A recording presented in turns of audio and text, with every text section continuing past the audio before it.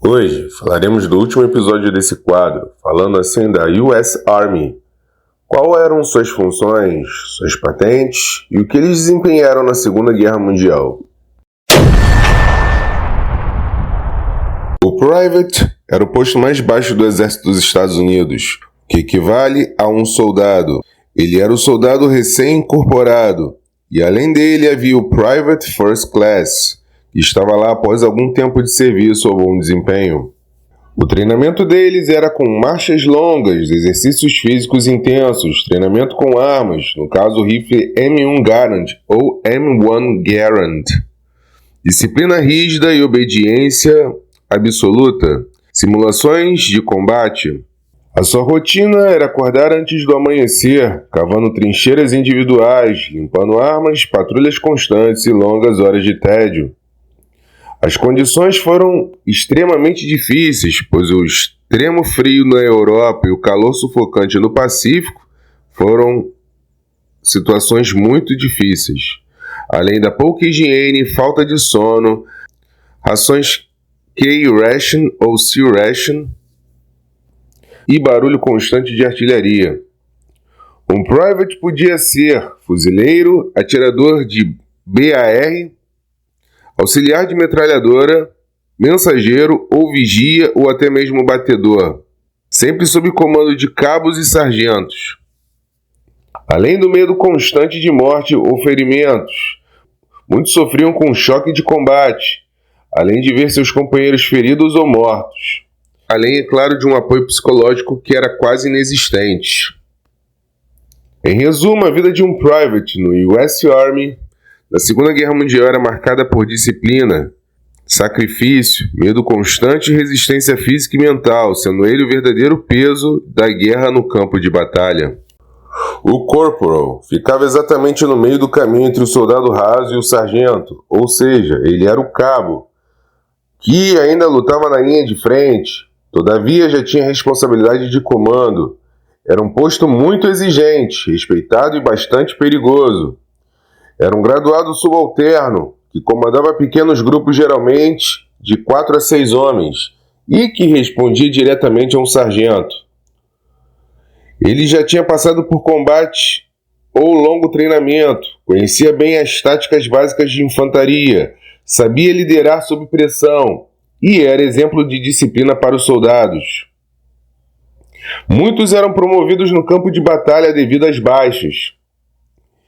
Eles deviam organizar as posições defensivas, distribuir tarefas e turnos de guarda, verificar armas e munição do grupo, além, é claro, de liderar patrulhas curtas e transmitir as ordens do sargento. O Corporal geralmente ficava na frente do grupo, sendo um dos primeiros a entrar em combate.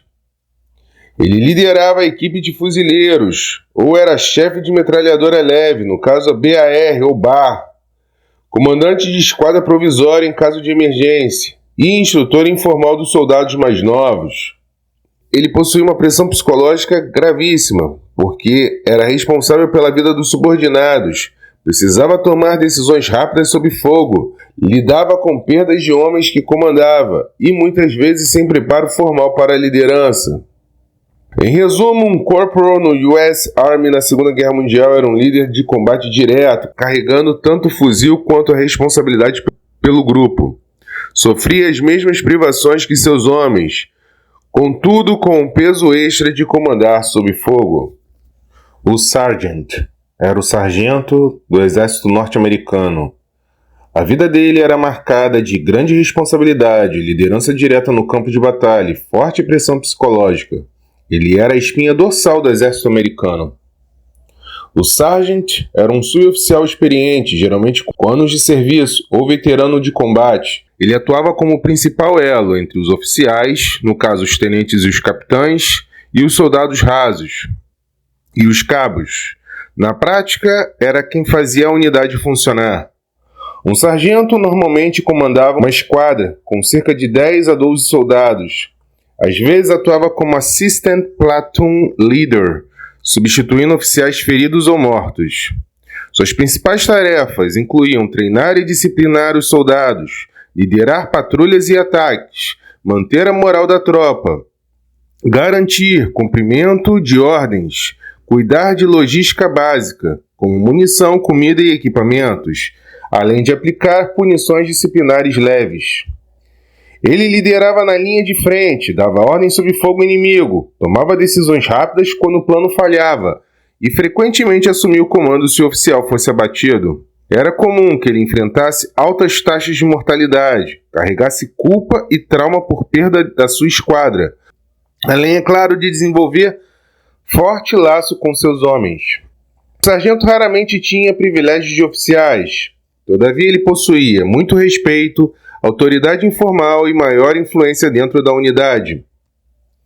Havia também relação com os oficiais, no caso, muitas vezes sabia mais que jovens tenentes, ajudava oficiais inexperientes a sobreviver. Era ouvido em decisões táticas práticas e podia discordar informalmente, porém nunca publicamente. A sua frase comum era: "A guerra é vencida pelos sargentos". Em resumo, ele era o líder direto de soldados. Combatia na linha de frente, tinha poucos privilégios e muita responsabilidade. Era a figura central para a disciplina e sobrevivência da unidade, um dos cargos mais respeitados do exército norte-americano na Segunda Guerra Mundial. O Staff Sergeant era o segundo sargento do exército norte-americano. Ele tinha liderança experiente, grande responsabilidade tática e administrativa, mantendo ainda contato direto com o combate. Era um dos postos mais respeitados entre os graduados. O Staff Sergeant era o graduado sênior. Ele normalmente comandava uma esquadra pesada, ou era chefe de seção ou até mesmo um Platoon Sergeant, que estava em unidades menores ou, se faltasse, sargentos mais antigos. Um Staff Sergeant quase sempre tinha anos de serviço ou vários combates. Já havia sido sargento por um bom tempo. Conhecia profundamente as táticas de infantaria. Ele era promovido por mérito e necessidade. Muitos Staff Sergeant tinham entre 23 e 30 anos. Ele recebia ordens do Platoon Leader, no caso, o tenente. Traduzia ordens em ações práticas. Coordenava várias esquadras ou armas de apoio, supervisionava posicionamento, fogo e retirada, e controlava a moral e a disciplina. Ele raramente ficava na retaguarda, circulando entre os homens sob fogo. As suas funções comuns eram de ser um Platoon Sergeant, no caso um substituto. Ele poderia ser chefe de metralhadoras ou de armas pesadas, líder de patrulhas complexas e até mesmo um supervisor de defesa de posições. Em caso de baixas, podia assumir o comando do pelotão inteiro. A relação com os oficiais era de ser braço direito e conselheiro prático, com os sargentos e cabos supervisor direto e com os soldados uma figura de autoridade e respeito. Um bom Staff Sergeant fazia o pelotão funcionar mesmo sem oficiais. Em resumo, ele era um líder veterano, responsável por manter a unidade coesa, cumprir missões sob fogo e preservar a vida dos homens. Era um dos pilares reais da infantaria americana. O First Sergeant era o primeiro sargento do exército norte-americano. Ele tinha autoridade, enorme responsabilidade e experiência. Ele era o principal graduado da companhia, a verdadeira engrenagem que mantinha a unidade funcionando, tanto em combate quanto fora. O posto de First Sergeant era graduado sênior da companhia, subordinado direto ao Company Commander, no caso o capitão. Ele era responsável por 100 a 200 homens, dependendo da unidade, e era considerado o pai da companhia. Era um posto de liderança administrativa e disciplinar, todavia com forte presença no combate. Um First Sergeant geralmente tinha muitos anos de serviço, já havia passado por diversos combates e conhecia profundamente seus homens. Ele era promovido por mérito, necessidade e confiança do comandante. Na Segunda Guerra Mundial, muitos First Sergeants eram jovens. As funções eram de garantir que as ordens do capitão fossem executadas, coordenar movimentação das esquadras e pelotões, controlar disciplina sob fogo, além de organizar reforços, munição e evacuação de feridos, e para finalizar nessa parte assumindo o comando temporário da companhia se necessário. Ele não liderava os ataques diretamente como um sargento de esquadra, todavia estava muito próximo da linha de frente. Além do combate, o First Sergeant cuidava das escalas de serviço de guarda, pagamento e registros, reposição de efetivo, controle de punições e recompensas, além, é claro, da comunicação entre oficiais e praças.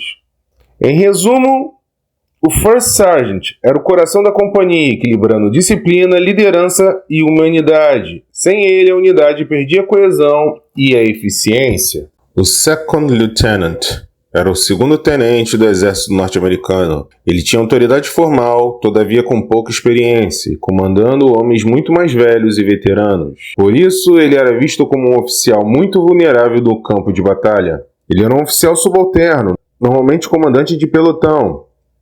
Ele era responsável por 30 a 45 homens, subordinado ao Company Commander, no caso o capitão. Eles vinham do OCS, ou Officer Candidate School, ou da ROTC, no caso as universidades, ou até mesmo a academia de West Point. Também tinham um treinamento acelerado para a guerra. Muitos oficiais eram enviados com preparo limitado. Ele recebia ordens do capitão, planejava e liderava o pelotão, coordenava ataques, defesas e patrulhas, mantinha contato com o Platoon Sergeant e tomava decisões sobre fogo inimigo. Apesar do posto, o Second Lieutenant geralmente liderava pela frente, o que aumentava o risco. Ele dependia fortemente do Platoon Sergeant e do First Sergeant. Um bom tenente ouvia seus graduados, um mau tenente ignorava conselhos, com consequências fatais. A frase comum era "Listen to your sergeant", ou "ouça o seu sargento". Em resumo, a vida deles era de ser um líder jovem, inexperiente e extremamente exposto, que aprendia a comandar sob fogo real. Seu sucesso dependia diretamente da relação com seus sargentos. O First Lieutenant era um oficial subalterno já experiente, com grandes responsabilidades táticas e administrativas, servindo como ela entre os tenentes mais novos e os capitães. Ele era um posto de liderança real, muitas vezes conquistado em combate. O First Lieutenant era o segundo posto de oficial. Ele comandava um pelotão veterano, ou era o Executive Officer da companhia. No caso, ele era subordinado a um capitão. Ele geralmente tinha experiência em combate, aprendia na prática sob fogo e ganhava a confiança dos seus sargentos. Era visto como mais maduro e confiável do que um Second Lieutenant. Ele planejava, executava missões com maior autonomia, liderava ataques, defesas e patrulhas, coordenava com outras unidades, substituía o capitão se ele fosse ferido ou morto e supervisionava a logística do pelotão ou companhia. Ele raramente ficava longe do combate. Ele trabalhava em estrita cooperação com o Platoon Sergeant e o First Sergeant. Ouvia os graduados e também os oficiais que ignoravam conselhos tinham maior risco do fracasso. Em resumo, o First Lieutenant era um oficial experiente e confiável, peça-chave na execução das missões e, frequentemente, o próximo comandante em caso de perdas. Ele era um líder moldado para o combate. O Captain era o comandante de unidade, responsável por transformar ordens estratégicas em ações táticas reais. Ele carregava um enorme peso de liderança, decisão e responsabilidade por vidas, sendo uma das figuras-chave do combate. Ele era o oficial intermediário, sendo o Company Commander, no caso, comandante de companhia. Ele liderava de 120 a 200 homens, dividido em 3 a 4 pelotões. Era subordinado a um major ou a um Lieutenant Colonel, no caso, um líder de batalhão. Ele era o primeiro posto de comando pleno. Um capitão normalmente começava como Second Lieutenant e ia para o First Lieutenant. Já tinha experiência em combate, entendia táticas e logística e liderança humana. Tinha confiança dos First Sergeant e do Platoon Sergeants. Muitos capitães eram jovens de 25 a 35 anos. Eles recebiam ordens do batalhão, planejavam ataques, defesas e movimentos, distribuíam missões aos pelotões, além de coordenar apoio da artilharia, morteiros e engenheiros. Havia também o controle de avanço, retirada e reorganização, e decidia sob pressão extrema. O capitão geralmente comandava a partir da frente ou logo atrás dela. Dependia fortemente do First Sergeant, como seu braço direito. Usava os sargentos como executores táticos. Um bom capitão ouvia seus graduados. Um mau capitão sofria altas perdas e baixas. Em resumo, um Captain era um líder decisivo. responsável por transformar planos em ação real no campo de batalha. Seu sucesso ou fracasso determinava o destino de centenas de homens. O Major era um oficial do Estado-Maior comandante intermediário. Ele era o Major. Ele estava situado entre o comando direto das tropas e o planejamento operacional. Ele tinha grande responsabilidade, menos contato direto com o combate do que capitães. Todavia, ainda vivia sob pressão constante e perigo real. Ele tinha como função ser Executive Officer de um batalhão, um S3 de operações ou S2 da inteligência, ou até mesmo comandante de batalhão interino, em caso de baixas. Ele era subordinado a um Lieutenant Colonel, no caso um tenente-coronel. Ele normalmente liderava de 300 a 1.000 homens, dependendo da unidade. Ele já havia sido um capitão por vários anos, tinha experiência de combate, conhecia planejamento, logística e comando. Muitos eram oficiais de carreira ou promovidos rapidamente por mérito da guerra. Ele transformava as ordens do regimento em planos executáveis, como manobras, apoio de artilharia e comunicações, além de supervisionar capitães e companhias, também de manter contato com unidades vizinhas e controlar o ritmo do avanço e a reorganização. Apesar de menos exposição direta, frequentemente visitava os postos avançados. Em resumo, ele era um oficial de planejamento e comando intermediário, essencial para transformar ordens estratégicas em ações táticas viáveis. Sem ele, batalhões não funcionavam de forma coordenada. O Lieutenant Colonel era o comandante de grande unidade ou oficial superior do Estado-Maior. Ele era o tenente-coronel do Exército Norte-Americano, com enorme responsabilidade operacional e forte pressão psicológica. Ele geralmente tinha como função ser comandante de batalhão de infantaria, blindados e artilharia, ou ser oficial sênior de Estado-Maior em regimento ou divisão, responsável por 500 a 1.000 homens, ou seja, um batalhão. Era um dos postos mais críticos da guerra. Ele tinha que receber ordens do Regimental Commander, no caso Colonel ou Coronel. Planejava operações do batalhão, coordenava companhias, artilharia de apoio e engenheiros, decidia o ritmo de ataque, defesa e retirada, mantinha a coesão e moral da tropa. Ele comandava dos postos avançados, não da linha de frente imediata. Ele tinha um planejamento operacional diário, análise de mapas e inteligência, avaliação de baixas e reforços, coordenação com unidades vizinhas, ajustes constantes aos planos. O trabalho raramente parava, mesmo sob fogo inimigo. Em resumo, um Lieutenant Colonel na Segunda Guerra Mundial era um comandante operacional, cujas decisões moldavam o resultado de batalhas locais e o destino de centenas de homens. Era um posto de enorme responsabilidade e pressão constante. O Colonel era um comandante sênior, responsável por grandes unidades e por decisões que afetavam milhares de homens. Ele era o coronel, e ele operava no limite entre o comando tático e o operacional, com enorme pressão, pouco descanso e alto grau de responsabilidade estratégica. As suas funções poderiam derivar de ser comandante do regimento de infantaria, blindados e artilharia ou ser chefe de Estado-Maior em divisões. Ele era responsável de 2.000 a 3.500 homens no caso de um regimento. Era um dos postos mais importantes no campo de batalha. Ele recebia ordens do general de divisão, planejava operações regimentais, coordenava batalhões, artilharia, apoio de engenharia e logística, além de decidir os ataques, as defesas e as retiradas. Avaliava o terreno, a inteligência e a moral da tropa, comandava a partir dos postos de comando avançados, próximos, porém não na linha imediata. Ele tinha um planejamento operacional, análise de mapas e relatórios, reuniões constantes com oficiais subordinados, avaliação de baixas e reforços, comunicação com o comando superior. Era um trabalho contínuo, dia e noite. Em resumo, um colonel na Segunda Guerra Mundial era um líder estratégico tático, responsável por conduzir regimentos inteiros em combate, equilibrando o planejamento, pressão dos superiores e a dura realidade do campo de batalha. O Brigadier General era um comandante de alto nível, responsável por operações de grande escala. No caso, era o general de brigada, com milhares de homens e decisões que influenciavam campanhas inteiras. Embora menos exposto ao combate direto, vivia sob pressão constante, longas jornadas e enorme responsabilidade estratégica. Ele tinha como função ser comandante de brigada, especialmente no início da guerra, ser Assistant Division Commander, ou comandante adjunto de divisão, além, é claro, de ser chefe de grandes seções de Estado-Maior. Era responsável por 3.000 a 8.000 homens, no caso uma brigada ou parte de uma divisão. Era o primeiro posto do generalato. Ele tinha como responsabilidade receber ordens do Major-General ou Major-General, que era, no caso, o comandante da divisão, ou do corpo de exército.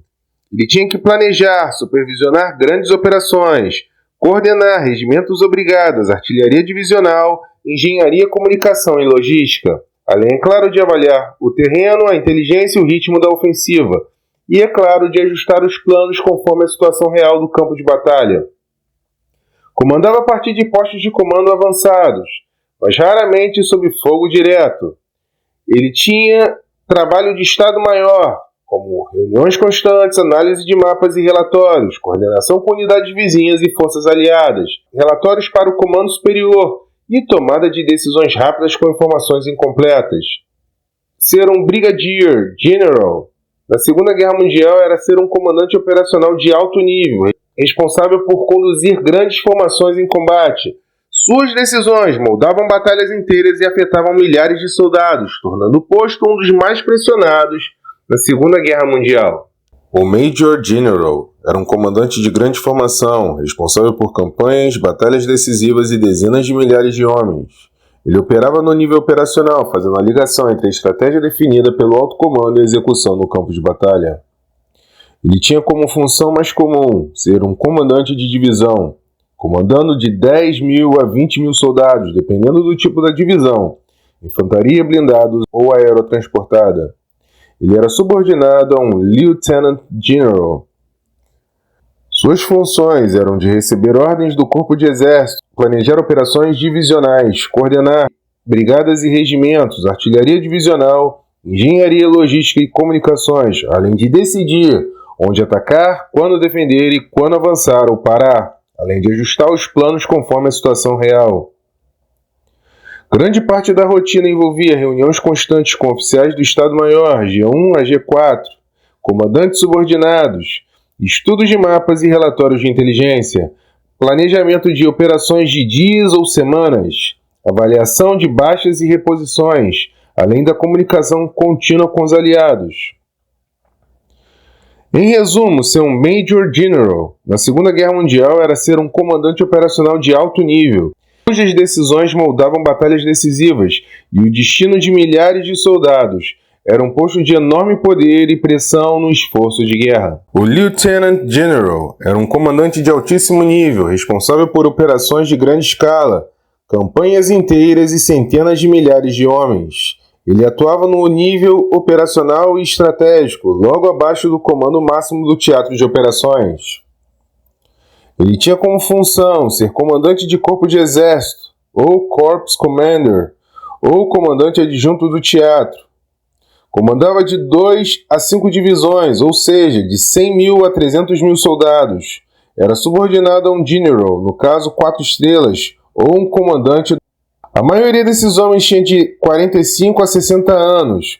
Eles tinham como responsabilidade receber ordens estratégicas do comando do teatro, planejar e conduzir grandes ofensivas, além de coordenar divisões de infantaria, blindados e aerotransportadas, artilharia pesada, apoio aéreo tático e logística em larga escala, além de decidir as prioridades, como concentrar forças, quando avançar e quando pausar ou redirecionar os ataques.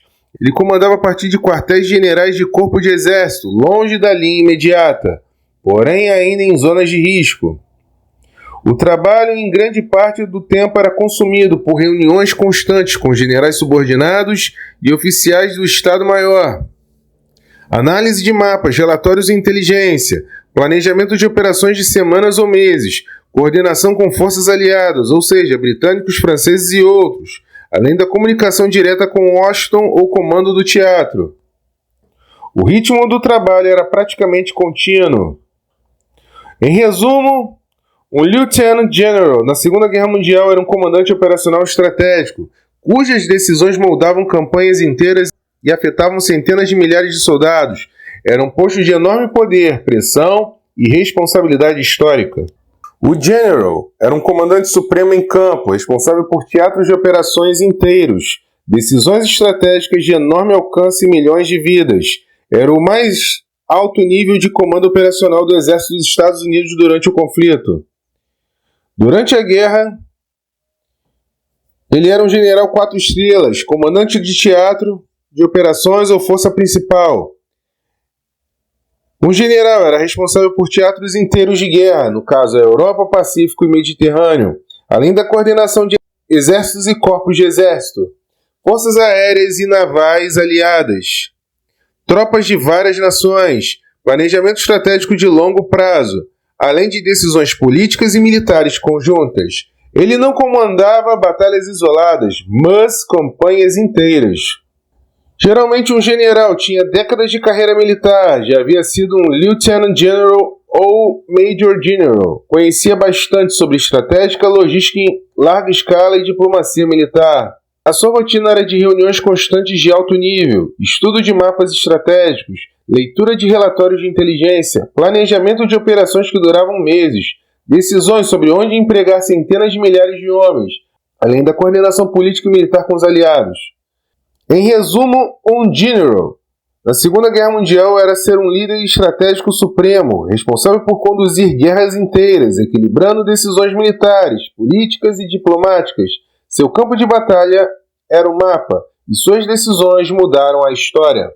E para fechar, temos o General of the Army, no caso, o General 5 estrelas. Apenas 5 homens receberam tal tarefa, como George C. Marshall, Dwight D. Eisenhower, Douglas MacArthur, Henry H. Arnold e Omar Bradley. Durante a guerra em si, 4 atuaram efetivamente como generais desse tipo. As suas características eram de autoridade estratégica global, planejar a guerra como um todo, coordenar forças multinacionais e não se subordinar a nenhum outro oficial militar. A conclusão que chegamos é que o exército norte-americano lutou arduamente na Segunda Guerra Mundial e alcançou assim a vitória, fazendo o que acreditava ser justo, no caso, a luta pela liberdade. Sendo assim, chegamos ao fim desse quadro. Quero agradecer a todos que acompanharam. Na próxima semana vocês terão uma surpresa e uma aula que enriquecerá o seu conhecimento. Se você não se inscreveu, a hora é agora. Curta e compartilhe com seus amigos. Um grande abraço e até a próxima.